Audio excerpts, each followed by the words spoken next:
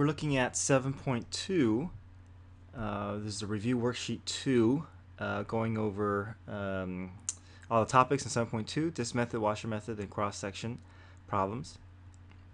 So number 1 says find the volume of the solid created by rotating the region bounded by y equals 2x minus 4, y equals 0, and x equals 3 about the x-axis. So first thing we do with any type of volume problems, we first need to identify where our two-dimensional shaded region is. So 2x minus 4, that's this linear graph here. It's going to go through y-intercept of 4 and x-intercept of 2, and it will continue through positive slope. Y equals 0, that's the x-axis, and x equals 3, that's the vertical line. So we're looking for the enclosed region created by these three graphs. And the enclosed region is just going to be this triangular shape here. All right, so first thing we do is we have to make sure that we identify our shaded region correctly, because if we can't identify the shaded region correctly, then that's going to throw everything off. Throw off the region that you're trying to rotate, will throw off your bounds, and you're not going to be able to receive any credit. So make sure you're very careful about identifying where your two-dimensional shaded region is. All right, so here's our shaded region. We're going to rotate this shaded region about the x-axis. So notice that the shaded region is right up against the x-axis, and it's a flat surface up against the axis of revolution. So if you see a flat surface up against the axis of revolution, most likely it's going to be a disk method. There's no gaps between the shaded region and the axis, so there's no need to subtract out any holes. We can just go through disk method, basically adding infinite numbers of cylindrical disks rather than washer method. So next thing we do is we need to find representative radius between the graph and the x-axis. So since we're rotating about the x-axis, this is rotating about a horizontal line, so that means our radius is going to be perpendicular to the axis of revolution. So we're going to draw our rectangular bar, top minus bottom.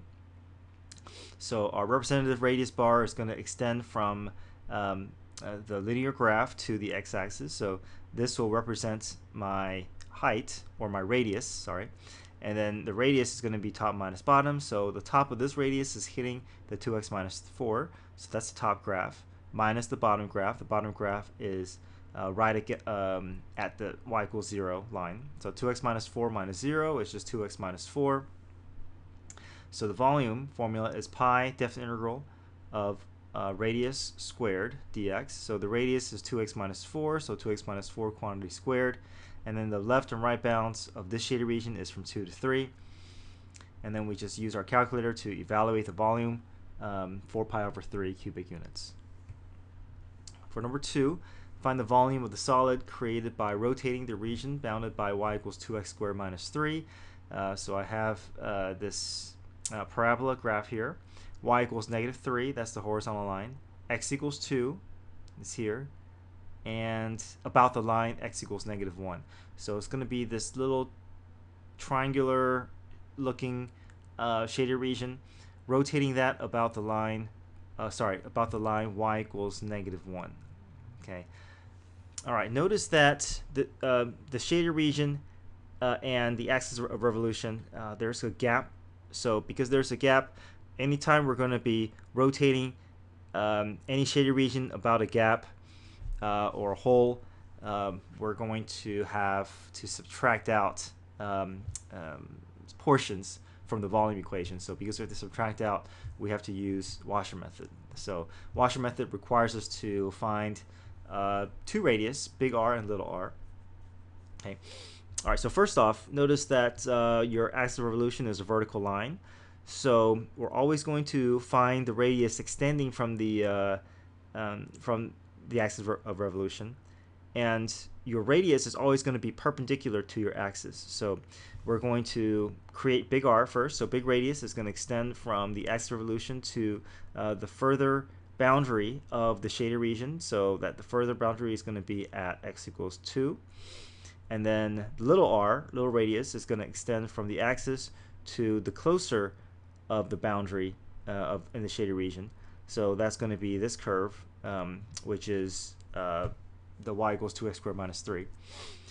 However, notice that we're doing right minus left, right? We have horizontal lines, so if we do right minus left, our equations have to be adjusted, have to be in terms of x equals, has to be an equation that's x equals. Now this vertical line is already x equals, so this is already set.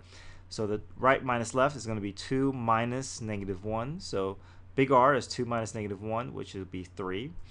Little r will extend from this curve to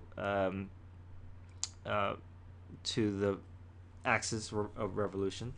But this curve right now is an equation that is a function of x. So we have to rewrite the equation to solve for x. So x equals, so to solve for x, we can add 3 to both sides, divide by 2, take the square root.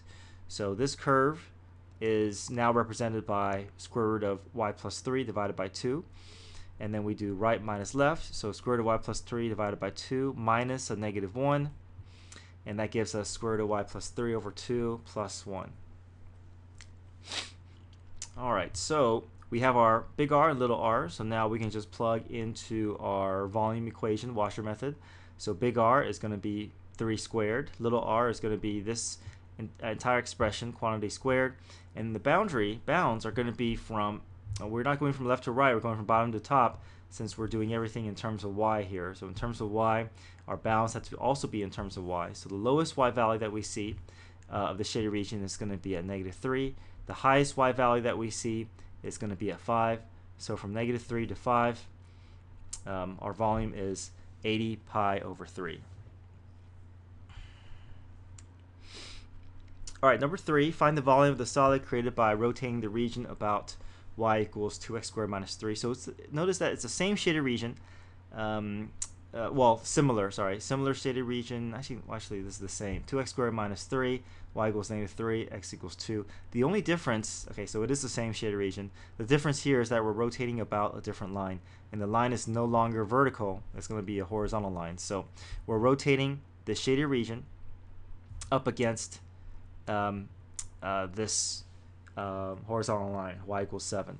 Notice that the horizontal line in relation to the shaded region, there's a gap. So because there's a gap, we have to do washer method, and we're going to do top minus bottom since our radius is going to be perpendicular to the x-axis, and it's going to extend from the axis of revolution to the further curve, to the further boundary and to the closer boundary. So notice that these radius are vertical, so we have to do top minus bottom. Alright, big R is going to extend from the axis of revolution to the further boundary of the shaded region. So 7 minus negative 3, so that's big R. The length of the small radius is going to extend from the axis to the closer boundary. So notice little r, visually you can see little r is going to be smaller than big R. So we do top minus bottom, so this is going to be 7 minus the curve, which is 2x squared minus 3, which will be 10 minus 2x squared. And then the bounds of the shaded region, we're going from left to right here, so because in terms of x, so from 0 to 2. So pi big R squared minus little r squared, left bound to right bound. All this in the calculator, we get 1216 over 15 pi cubic units.